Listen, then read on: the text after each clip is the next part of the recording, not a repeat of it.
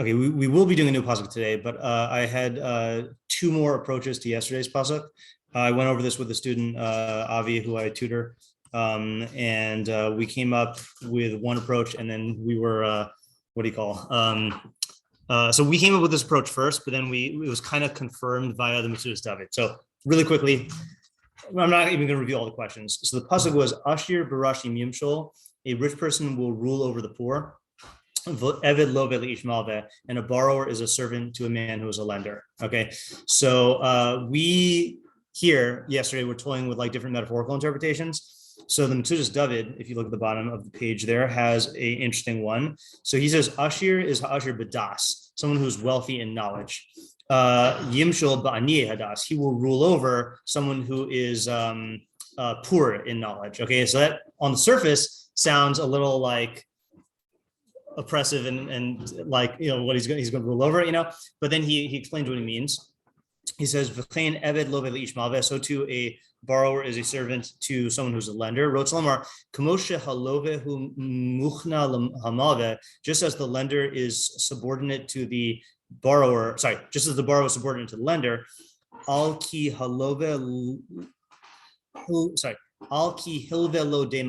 because the lender loaned him what he needs. Okay, so too the chacham will rule over those who are poor in knowledge. Because he provides for them what the answers to the questions they ask in terms of knowledge. Okay, so based on that approach, how is he learning rule over? Like what would be a better way to translate rule over? Yeah. I mean, you know how the Jews will rule over the whole world. You know, I've heard that. Yeah. I think it makes sense that like sometimes it's like better to have like a ruler that like can help further the progression of the perfection of right. So this is not rule over in the sense of like a tyrant ruling. Yeah, it's So this is like a ruler in the sense of like, there's probably a good word for this, but like more like like an overseer or like ruling in like the shepherding sense, like leading. Right. You know. So he says this in terms of knowledge, okay, and you could develop that idea, but the idea that Avi and I came up with was that going back to the literal interpretation. So maybe it means that in terms of with actual money, which is that if you are wealthy, you have an actual responsibility to, you know, provide for and manage and like see for the needs of the poor, okay. And if you are a borrower from a lender, you have an obligation to be a servant to him. Now, what does this mean? And what do the two have to do with each other? So what we said was like this, is that in both cases, there's a mistake you can make, which is you can feel that the money is yours, okay? But what this is telling you is that you have an obligation. Remember the Rabbi Sachs translations I told you for tzedakah and mishpat is tzedakah is distributive justice and mishpat is retributive justice. So if you have money, you have an obligation. You might feel like it's yours, but you have an obligation of distributive justice to supply and provide for the poor, by the mitzvah of tzedakah. And if you are a borrower, you cannot feel that the money is yours. You have a retributive obligation to pay back your loan. Okay. And in other words, these are two mistakes that you make when you have money, you feel like this is mine and I can do with it whatever I want. But there is a tzedakah responsibility if the money is yours, and there is a mishpat responsibility if the money is being borrowed. And it's a mistake that people make. Like, well, we know that the rich people make the mistake. And like Elimelech, I'm not pointing to you because you're Elimelech, but because of Naomi, you know, because of Ruth. Elimelech made this mistake, or this chait, is he was really, really rich, and he was the one who supplied the needs of his generation. And there was a slight famine, and he left, not because he was going to starve, but because he didn't want to help the poor, you know? And similarly, we talked about people who are in credit card debt, you know, like if you are borrowing money essentially from a bank, you can't feel that the money is yours to the point where you neglect to pay back like what you owe, you know? So like that's what the pasuk has in common. It's two mistakes you make from a false notion that this money is mine and I can do with it what I want. You have to remember your tzedakah obligations and your mishpat obligations. Yeah. So this definition of tzedakah then means that even alone would actually still be considered tzedakah, since it's not just like correct. Any form of tzedakah, correct. Okay. Okay. Is this at all like? I mean, I'm guessing that obviously there's some connection of like that's why we have like no nesha, because it's like for that idea that you can't look at it as like. Yeah. So I was actually gonna bring that up. Someone mentioned, I forgot if it was Isaac or Chaim or someone else about ribis, about like interest. Isaac. Yeah. So don't look now. Yeah, don't look now. But the Malbim takes that approach, but we can't look at it now because he ties together this pasuk and the next two pasukim. Okay, so we'll have to do that. Yeah. One slight point, which is it possible that the Metzudat David is taking this as intellectual richness because it comes on the heels of this past? Yeah, thank you for reminding me about that. Yeah. Is he saying that the previous one was about teaching or training, and so he's taking this in terms of like what do you call that type of wealth? Yeah, that's a good point. Okay. Well, actually, that gets into a methodological question I wanted to ask. Yeah. And it seems like he's taking this pasuk metaphorically. Yeah. And I know that when we discuss it, we try to interpret it as literally as possible. Yeah. So is that like a stylistic choice, or is that? So what's the reason? I'm curious. I know I've said this outright, but I'm curious. I don't know if you've heard it. What's the reason why I insist that we take it as literally as possible? Because if it's using analogy, then it has some literal connotation. Okay, that is definitely true. There's a precautionary reason I say that you take it as literally as possible. Because it's easy to wildly speculate. Yeah, because it's easy to wildly speculate, right? it's so easy to just make up whatever you want and just project it onto the pasuk, which is why the approach I take is you take it as literally as possible, so you know you're getting like a likely meaning, and then you take a conservative step from the literal meaning to a metaphorical meaning using the same idea, So it's not like I'm opposed in principle to. So in other words, like this. So to answer your question about why is Mitzvah stuff take it that way. Like, is that a stylistic thing? So, I mean, I think in this case, it's what Sean said, which is that he's going off of the previous pasuk, which is about education. But like, I just default to the literal one because I'm worried about wild speculation, and I also, like practical decision making, and the literal one usually has a more immediate practical decision making thing. Yeah. Okay, let's do a new pasuk now. Okay, that takes care of yesterday's. Okay, new pasuk, which is 22:8. Okay. Zorea avla yktsar oven v'shevet evraso yichle. Okay. Let's take a stab at that. What does avla mean? Avla, according to the Alator dictionary, means injustice, or I like this word, I've never seen this, unrighteousness. Okay. And I think it made me realize that unrighteousness is not the same thing as wickedness. Yeah, I'm not righteous, but I'm not wicked. So I think unrighteous is a little bit more negative than just lack of righteousness. I think there's like, I think so, but I'm not sure. I'm not sure. Yeah. Never mind, I'm not righteous. Yeah, because like I usually call this injustice. So I think like injustice is like captures in more in English. Yeah. Why do you think that? Why do you think it's a little bit more? Because of the context in which it's used. It has a negative connotation, not a neutral connotation. Not just here, but like everywhere. What would a neutral connotation? Neutral connotation would just be that you're like undeveloped, like you have no like like a baby, or or I don't mean literally. I mean also, but I mean that like right, or like what is it? In Pirkei Avos, the term they use, I think the term they use is a golem, not like the, that kind of golem, but the like unformed person, I don't know what Mishlei's term for that is. Yeah. Okay. So, Like the unrighteous person who sees, like in the field. What's the word? Plants? Plants seed. Or sows. Or an unrighteous who sows in the fields. So this is not a unrighteous person. This is injustice itself. Injustice. One who sows injustice. One who sows injustice. Yeah. Will reap. Oven is trouble, sorrow, or wickedness. Okay. So let's just. So you sow what you reap. You reap what you sow. Yeah. That's the general thing.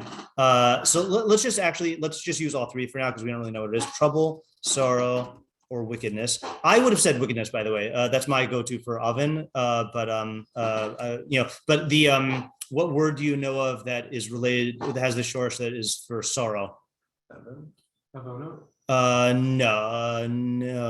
No. Avono is with an ayin. Yeah. What do you say? Evan, like no, That's with a bet. Yeah. So an onain, right? When someone dies, then before Shiva, then they're an onain, which means they're in a state of like extreme grief. And then trouble, who was almost named after that in Bekius before his dad changed the name?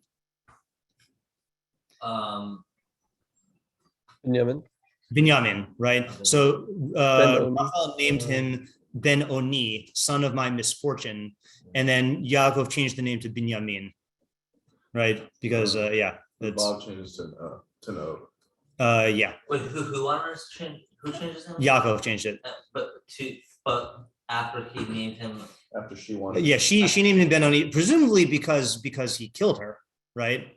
I mean, like his birth killed her, right? And so son of my my trouble, my misfortune, but then Yaakov probably didn't want to like memorialize that part. I've never looked into that sugya about why he changed the name, but I thought it was Yaakov who killed her.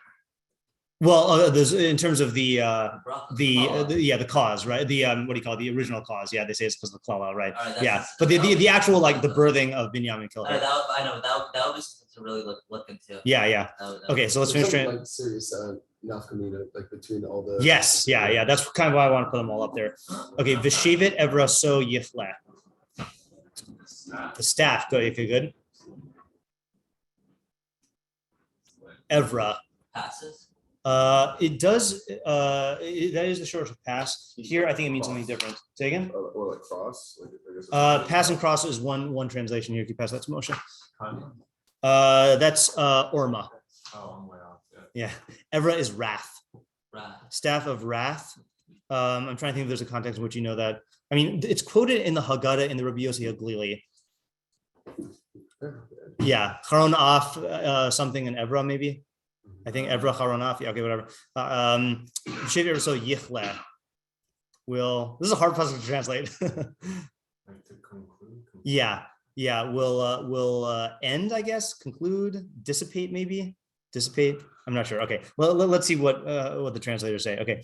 Mitzus ציון says v'shevet ever so hushal lashon shevet al ha'evra v'hazam. Okay. So staff is borrowed metaphor from wrath and anger. V'chein asher shevet api. Okay. As it says in Yeshayahu, Assyria is the staff of my anger, in the sense that God used Assyria to punish Klal Yisrael, to destroy the northern kingdom, or wipe out the northern kingdom, exile. I mean, okay. Targum says Dezarea avla nechtzad asa v'shivta decheriane nigmor. Okay, so this is just a straight translation, so we're going to ignore it. Okay. ArtScroll, one who sows injustice will reap iniquity. Okay, so they go with the iniquity, which is like wickedness, and the rod of his fury will destroy it. Okay. Living Lock says, he who sows injustice will reap iniquity, and the rod of his anger will give out. Meaning like it will cease, I think. Like give out, like the engine gave out, maybe. I don't think it means like to distribute. Alter says, who sows wrongdoing will reap injustice, and the rod of his wrath will fail. Yeah. Sounds like the thing with the rod sounds more like, it's like, I can't remember that. It's like an old like Southern saying. Like spare the rod, spoil the child. No, something like it was like, oh, I'm gonna like spend my like belt on you, or like I'm gonna like like I'm going to wear myself out beating you. Like interesting expression of like how I'm gonna use this thing to like. I'm not familiar with that one, but I wouldn't put it past the South. Yeah, it sounds it's a very like Old Testament God kind of like. Yeah. Okay, I hear. Yeah, Isaac. Just a translation question, but isn't Evra so his wrath? Oh yeah, did I not write that? Staff of his wrath.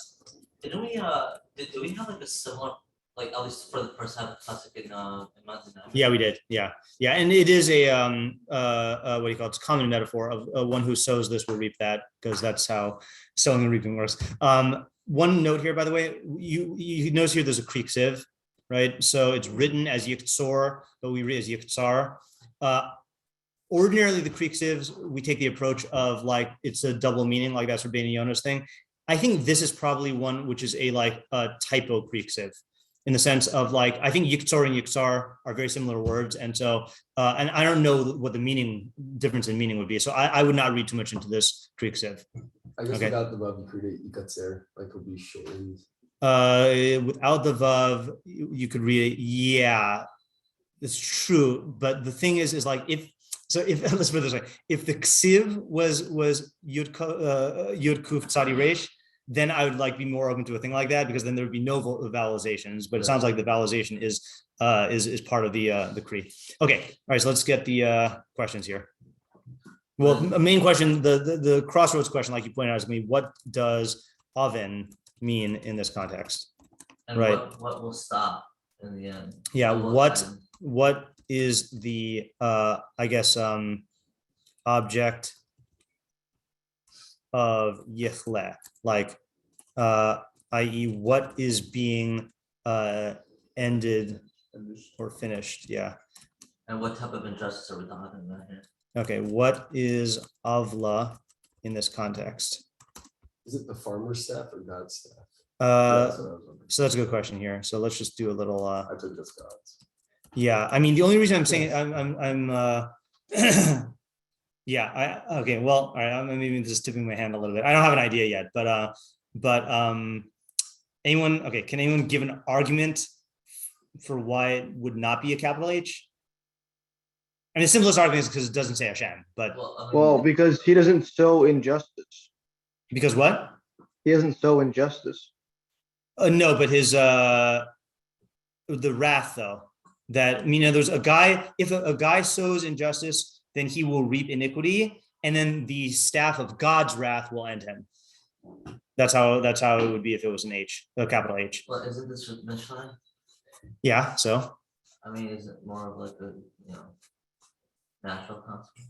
Yeah, I mean, maybe, but there are a lot of people that deal with divine consequences also, right? We did. There's a wronged party here.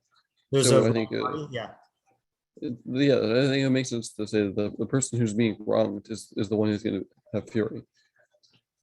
Oh, that's how you're taking it? Oh, that's interesting. Okay, I was taking it as I didn't even think that was lowercase h. I hear you're saying the victim is going to be wrathful. Is that what you're saying? Yeah. Okay, that's a good question. There's a good possibility. Yeah, Oren. What exactly does staff of his wrath mean? Yes. And like what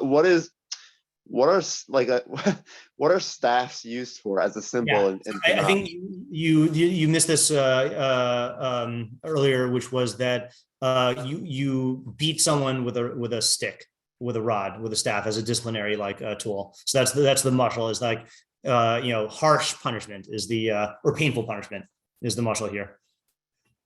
Yeah, this one's like very creative. And yeah, probably, like you would think it's. So you can knock it down immediately, but I'll just throw it out there. I'll ready my hand. Yeah. Ready your staff. Yeah. The Shevet is like a play on like the idea of like a tribe. And then maybe it's like no, I'm just kidding. and that it's like, maybe your like lineage or like your whatever, like your group that you're representing, like their interests, really like your it's like you could wipe out your line or whatever instead of it like, so if it's a lowercase, right? That's I wouldn't be surprised if someone said that. I just don't see that as a compelling argument for why it's a capital H or lowercase. Yeah. Lowercase. Yeah. If it was God's wrath, then it seems like God's wrath has already been dished out in the first half. So having it in the second half would kind of seem strange. Yeah, but it's still possible. It is definitely possible. Yeah, that actually is a nice foothold if you do take this to be divine wrath, because then you could say, well, what's the difference between the outcome of reaping trouble, sorrow, wickedness versus God's wrath? Here's what I was thinking, just in terms of an argument for why it might be not God, is I'm wondering if this is to be paired with Chanach Lanar Al Pi Darko, that this is talking about disciplining your child, and then this one is talking, and then 8 is talking also about disciplining your child, with a rod, because the rod is the thing that is used to discipline like kids usually. We're God's children. Okay, you can take that also. Yeah, let's go. To respond to Sean's. Yeah. I feel like you don't necessarily have to take the second part as a secondary retribution or anything, but rather how the first one comes to be. How the first one comes to be. Yeah, meaning the way that trouble comes upon him or whatever is that the wrath of Hashem will be what. Okay, I hear that also. All right, so we see that there are many possibilities here. Right. Okay, so let's get more questions. Was there a reading of Vav in which Yazdin was God is harming the child? No. Okay. Yeah. Then that would also influence. Yeah, I think definitely. there's like a fun wordplay with Zoria and Shevet, like the Zeranatia. There's like Oh, that's interesting. Yeah. It does seem that there are what do you call human attributes of God's power. Right. Yeah, it does seem that there are this puzzle lends itself to certain word associations and word plays. Okay.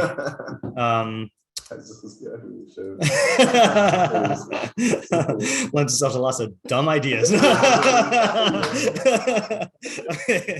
All right. So we can say, what is the metaphor for mud water or mud brain? Yeah. All right. What is the metaphor of sowing and reaping? Right. Like what? Why is that used? Right. There's like, in other words, there's lots of consequences and benefits in Mishlei, but I feel like there's something unique about like the metaphor of like planting something and growing. Yeah. Separate carving. from 5, maybe this is along the same lines of how is this actually going to play out? Like when we talk about sowing, what is the sowing here, and what is the reaping here? What exactly is the sowing and the reaping and the relationship between the two? Yeah, Sean? Why is he sowing injustice? Yeah, okay. I'm gonna use that as a launching point for something. Why is he sowing injustice? So I've said this before, but I'm going to repeat this again. So my big mistake, my predilection, is that a thing? When you're like predisposed to like predilection? Yeah, I don't know what it is. Predilection. Yeah, whatever it is. I had a tendency when I was learning Mishlei, when I was in my training phase, to err towards psychological explanations. So a big question I would often ask is, why is he doing this? Like, why is the person in the pasuk doing this? And that would be a big thrust of my interpretations. Okay. And what happened, this is back in the time when I would only learn Mishlei with Rabbi Moskowitz during the summers, but not during the year. So I would basically like be learning during the year. My mind would drift towards that way of learning Mishlei, and then I would come back, and Rabbi Moskowitz would have to like beat it out of me by saying like why, like asking me like, why are you focusing on the motives? Yeah. Okay. And it's not that this is not that Rabbi Moskowitz held that the pasukim don't talk about that. It's that Rabbi Moskowitz's emphasis was that Mishlei is about the actions you take and the consequences that follow from that. And in that sense, it often doesn't matter what your motive is in terms of the consequence. Now, understanding the motive could help, because in terms of applying the pasuk, like if you know why a person would be inclined to make this mistake, then you could guard against it. But first of all, there could be many motives, and like you don't want to make the motive into the entire thrust of the pasuk unless that is the subject of the pasuk. So this is not a critique of your question. It's just like an acknowledgement that this might not matter, and that I just wanted to point out my own mistake that I used to, or my own. Like, it's not a mistake. My mistake was to not think about this point, and to jump to psychological explanations. Yeah. Is this different than is asking what the motive is? It different than asking what the havamina of the person is? No, and the reason why is because the havamina, asking what the havamina is I think more for establishing who the audience is, and that's another reason why your question is useful, which is depending on like why this person is doing it. I was asking if it's different. Yeah, so it is different. It is different. Yeah. Different. Okay. Yeah. Sorry, is that what I said? No, yeah. You said no. Oh, I said no. Okay. Yeah. Yeah. Sorry, this is another bad insomnia night here. I'm not in the proper frame of mind here. Predisposition to say no. Predisposition to say no. Yeah. On a question. I don't know. Okay, I'm having a hard time following. Yeah. What I was going to say though is, the havamina helps you establish who the audience is, or why the idea is necessary. But Yeah. It seems like what's his hobby that sowing injustice is going to not end up reaping trouble. Right. Yeah. That's Let's say the kind of Havamina what here. the Yeah. question seems. What is the Havamina? Yeah. Chizkiah? Also isn't by asking what is the sowing and the reaping relationship or whatever, like the metaphor, kind of already getting into why is he sowing? No, so that's the mistake. That's the mistake that I was saying with Rabbi Moskowitz is like let's say you could have one guy who, I mean, I know we don't know what the pasuk is Just to talking clarify, about. I'm not asking why is asking. What I'm saying is 5 will cover 6, while 6 won't necessarily cover 5. 5 will cover 6. Right. But 6 will not necessarily cover 5. Right. Whereas I think what you're saying is the mistake is that asking 6 as if that will cover or take care of 5 would be good enough. And not necessarily.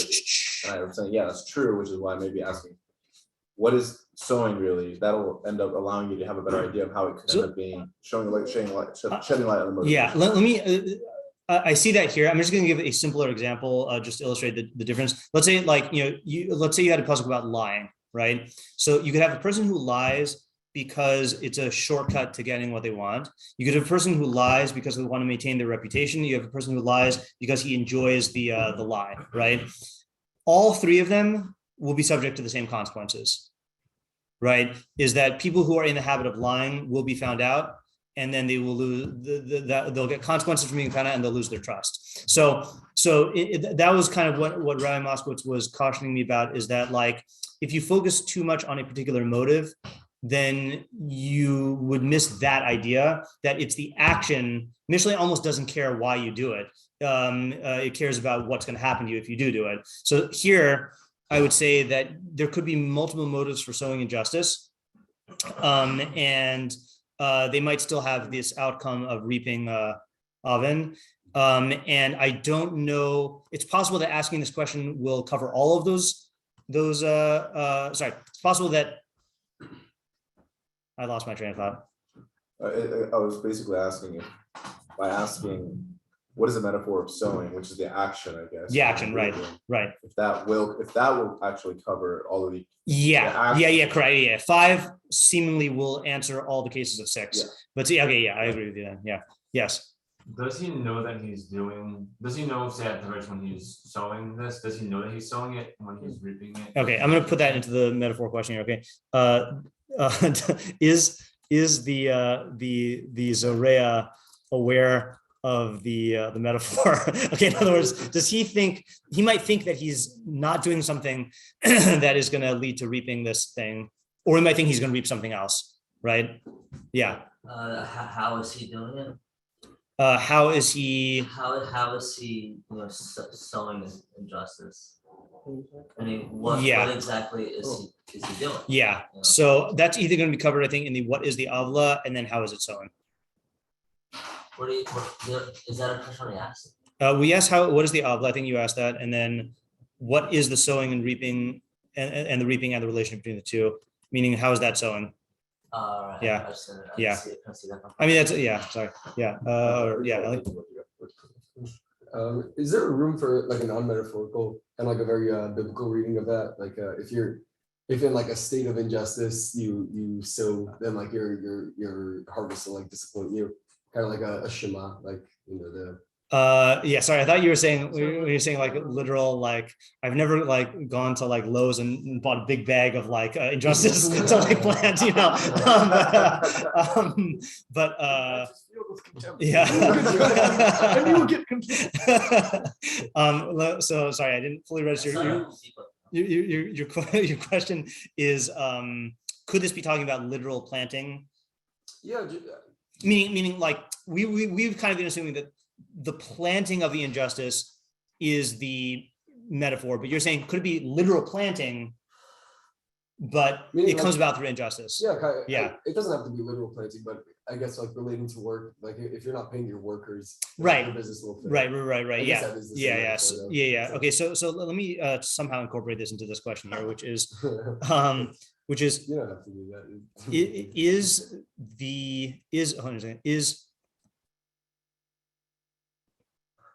I don't know. Okay, I think it's included in the question. On injustice, one who sows injustice, is it specifically? So justice implies social. Justice by definition is a social whatever phenomenon. Yeah. So is this only social forms of evil that you are wrong that would incur this kind of consequence, or is it any kind of? Okay, that's a good question. Yeah, is this just like interpersonal?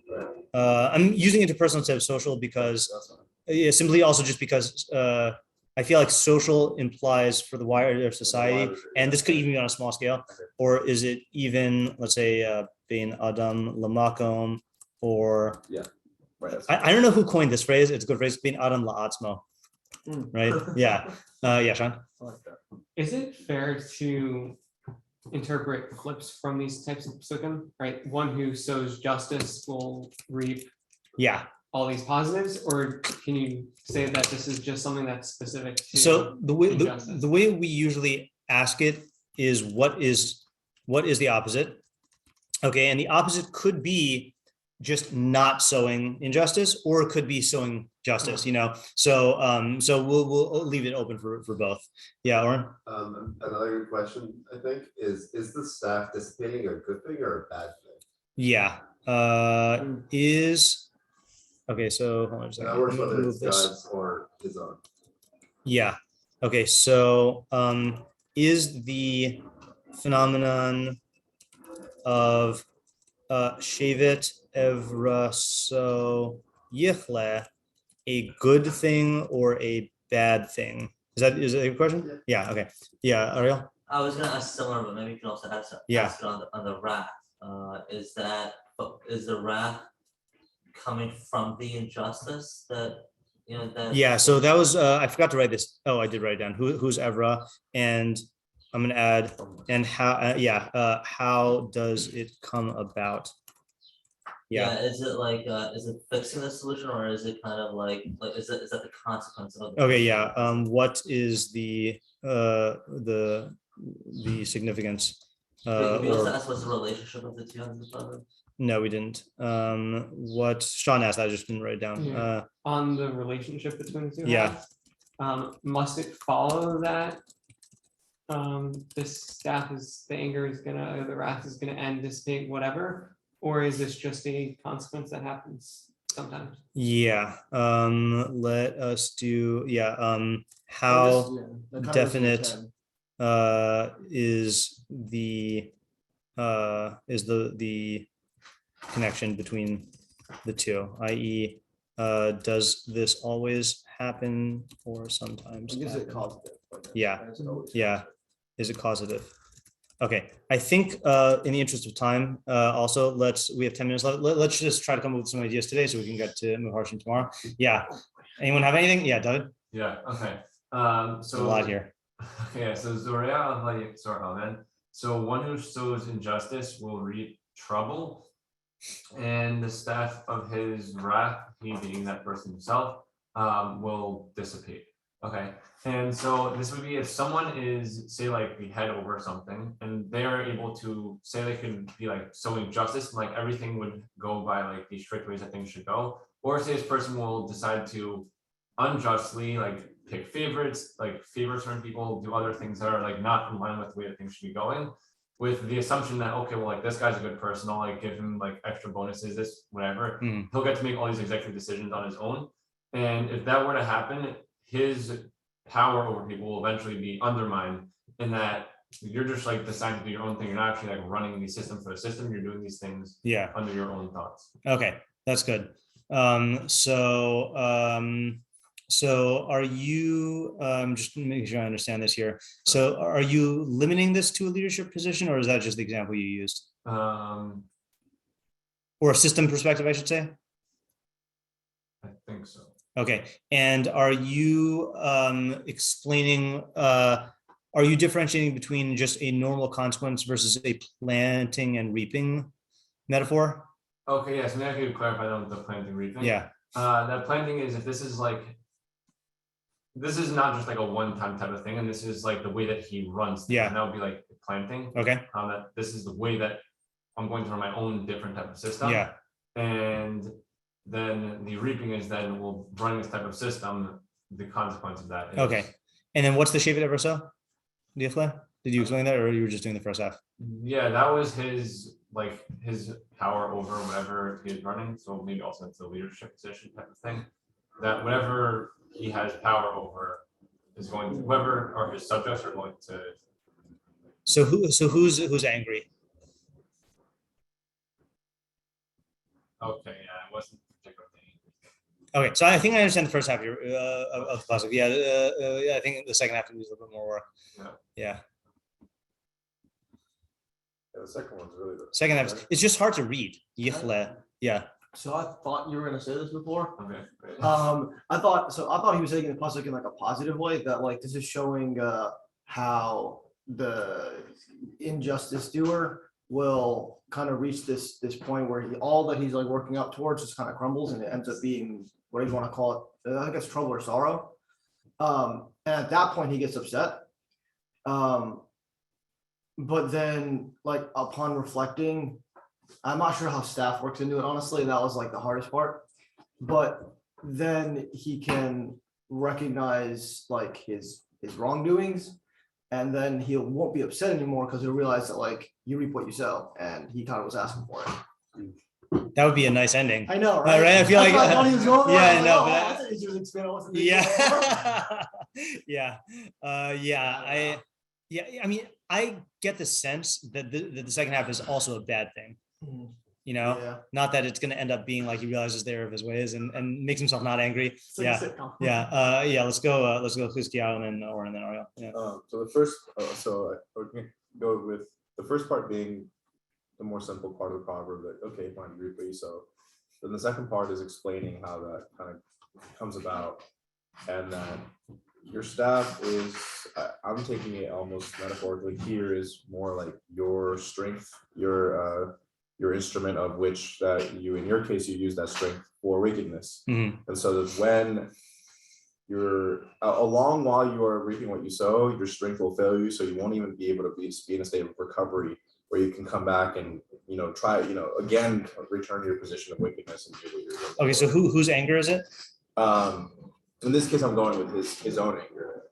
Like because his anger was his tool he was using. Yeah. In his like wickedness, whether it was in mistreating his workers or lying to people or whatever, it's all coming from that meta of anger of some form. And so it goes, okay, you took strength from that before, but that's going to fail you. That's going to run out. It's going to crumble on you. Okay, so I agree with the idea. I think the thing that to me is not quite lining up is the doing injustice is not intrinsically associated with anger, right? Many times mostly it's associated with trying to get illicit gain, Yeah, I am kind of using wrath kind of loosely. Right. Yeah. Yeah. So I think that also, the idea is good though, otherwise, yeah.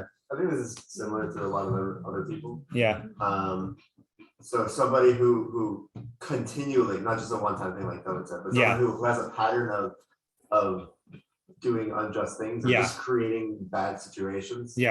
Will reap trouble.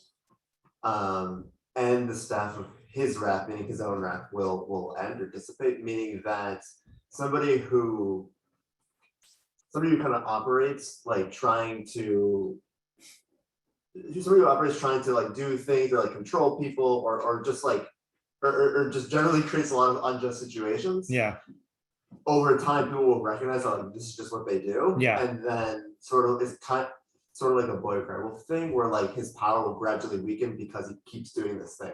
I'm imagining like the town Yenta, basically. The town Yenta, who after a while everyone knows like, oh, she's telling another story about somebody else. But like you come to realize like that's just what she does. You're not gonna take it seriously anymore. All right, so I'm also missing the anger element in this. To me, it's. Well, I'm just thinking of it as like staff's anger is like a symbol for like how you keep control or how you move.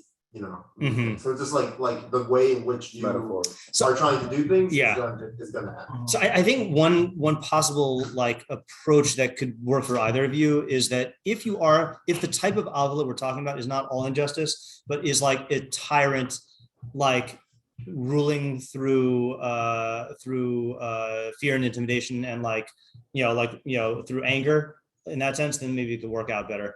So just there's a possibility. I still am not seeing the anger as being like integrated here. Ariel and Sean. I mean, like the first half of the pasuk is kind of similar to what everyone else is saying. In terms First half is easy. Yeah. Just in case it's not.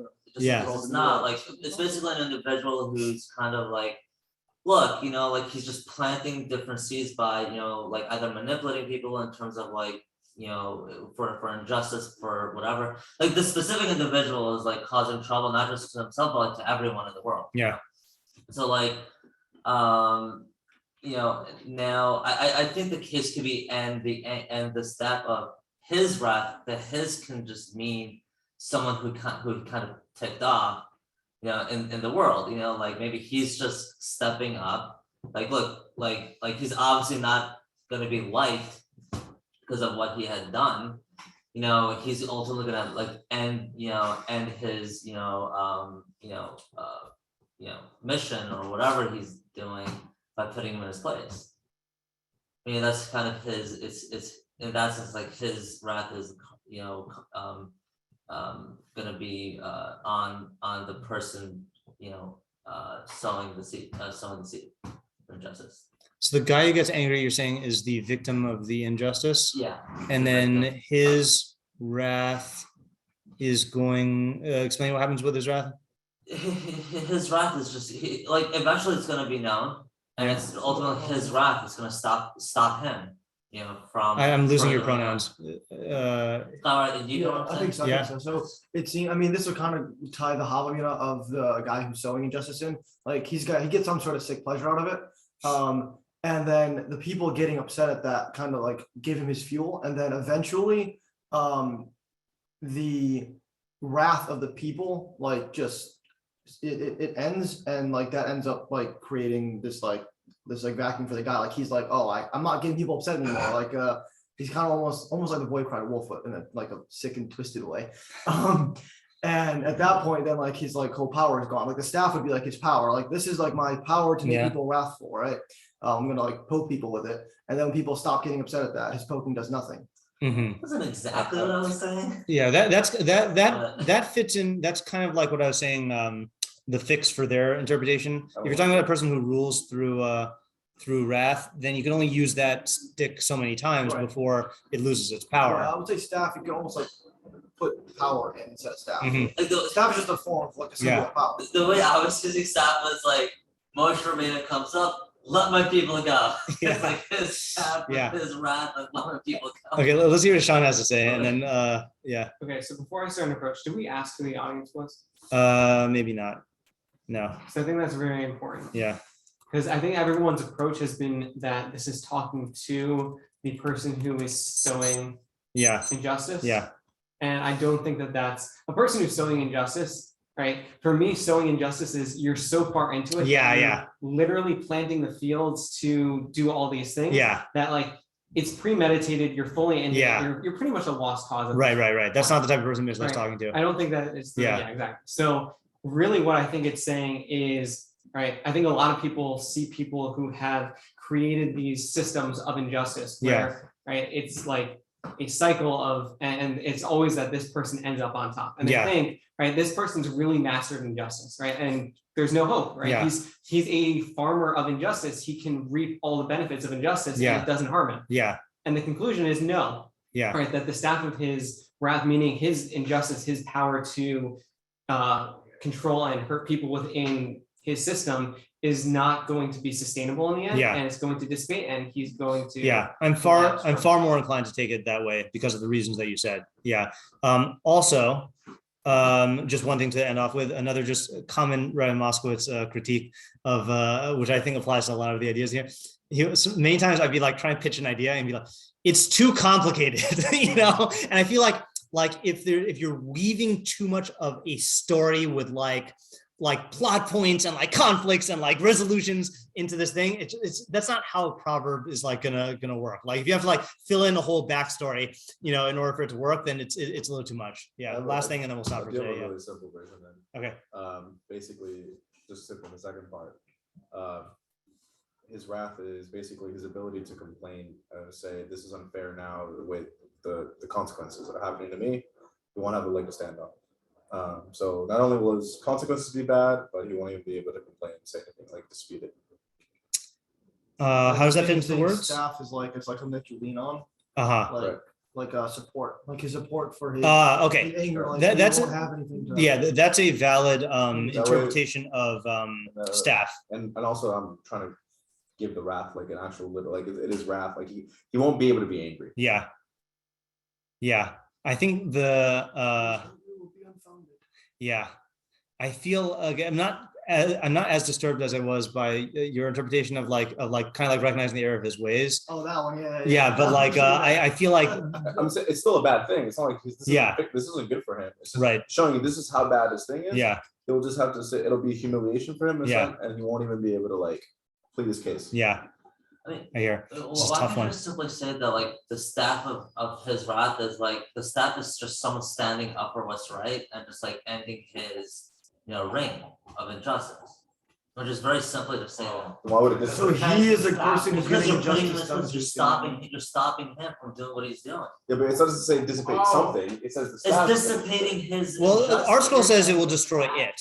So It's destroying him. Yeah, It's not, destroying him. Like that's what I was trying to get at before. yeah, Like, I mean, like you have to fill in something at the end, and I'm trying to keep it within the pasuk from the first half of the pasuk. So you were saying I'm the not rod of their adding fury will anything. destroy it.